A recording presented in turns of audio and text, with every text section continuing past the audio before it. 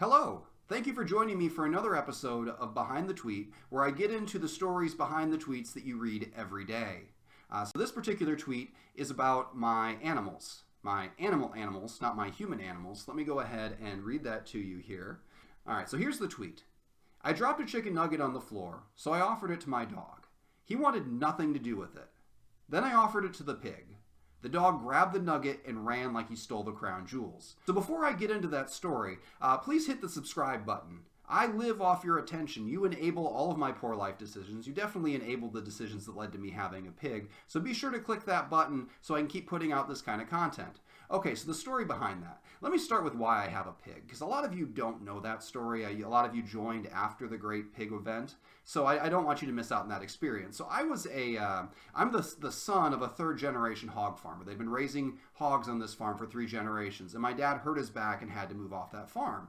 So I was always looking up to hog farmers. I wanted to be a hog farmer. In my mind, hog farmer was the highest career you could have. It went something like hog farmer, president, astronaut. It was way up there. So when my dad hurt his back and moved off the farm, I was never going to be a hog farmer. And I took that loss pretty hard. And so ever since then, I've wanted a pig. I used to beg my mom to buy me a potbelly pig. And she agreed. She said, when we finally get a house with a yard, I'll get you a potbelly pig. And then I forgot about it, and she never got me the pig. And I'm not bitter about it at all. I am so bitter. We'll see how the revenge plot for that one plays out. But I never got my potbelly pig. Flash forward to adulthood, and I find out about mini pigs. They're not 10 or 15 or 20 pounds like some people claim, but they are smaller than real full-grown pigs. Real full-grown pigs like my dad used to raise get up to 600 or 700 pounds. And these mini pigs are, 40, 50, 60 pounds. They're still, they're a mid-sized animal, but they're not a giant farm animal. And every time I post a picture of my pig, they're like, my God, she's gotten so big. I mean, this is the size she's supposed to get. A 40 or 50 pound pig is not the same size as a 40 or 50 pound dog. A 40 or 50 pound dog is huge. A 40 or 50 pound pig is like a brick made of pork. They're pretty condensed. They fit on your lap. I mean, she's been sitting in my lap this whole time. You didn't even notice. Oh, I got a pig. Oh, hi. You knocked the soundproofing, Gilly. You're breaking down my studio. You're a monster. All right, anyway. So I'm looking around. I ask my wife. I say, hey, these mini pigs exist. Can I get one? And being the good wife she is, she says, hell no. You're not spending your money on a pig. And that was when I was filled with hope, because she gave me a loophole. She said, you're not spending money on a pig. But she didn't say, you can't get a pig for free. So I set out looking across the internet to see who might have a pig that I could get for free. And I find a mini pig breeder. And it just so happens they have a surplus of mini pigs. One of their male pigs jumped a fence and impregnated every single female pig they had. It was the greatest day of that pig's life. Probably not such a great day for the female pigs because they ended up with 3 litters in a year instead of 2, but for that male pig, times were good. So this breeder had this surplus of pigs, an extra litter from every one of her females. So she had more pigs she needed to sell, and she could afford to give one away. And I said, can I give you social media promotion for that? What would you want in exchange for a free pig? And she said, well, I need likes for my Facebook page.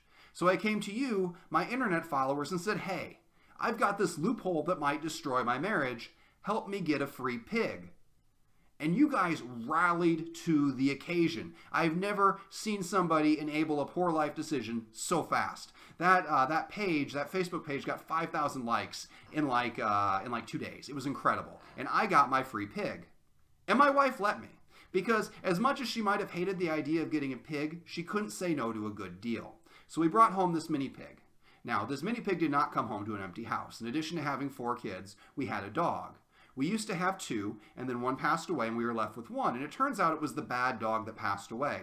We thought the dogs were both equally mischievous, and they weren't. We had 1 bad dog and 1 perfect dog. So perfect dog was left, and we gave him the run of the house. He could do whatever he wanted, go wherever he wanted, completely unsupervised. I mean, within the house and the fenced-in yard, because we could trust him. This was the best time of his life.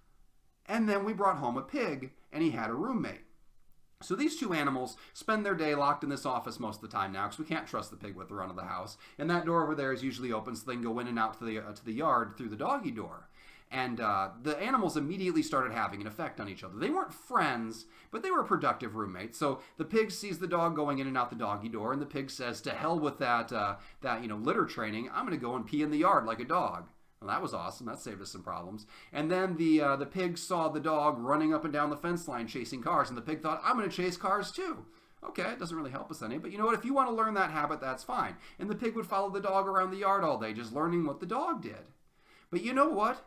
The pig had an effect on the dog too, because we had to socialize the pig. We had heard that if you don't socialize them, if you don't really get them human contact, they grow up to be mean. So we would cuddle with the pig constantly. We would let her sleep in our bed or in the kids' beds. And the dog, who had never been a cuddler, who really wanted as little to do with us as possible, all of a sudden became a cuddler, and he wanted to sleep in bed too, and he wanted to get up and suddenly snuggle. I'm like, okay, that's fine. And then the dog saw the pig eating carrots and celery, and the dog thought, well, I want carrots and celery, and now my dog eats salad. But the one thing the dog didn't do was eat meat. There was a time outside I dropped an entire bratwurst off a grill.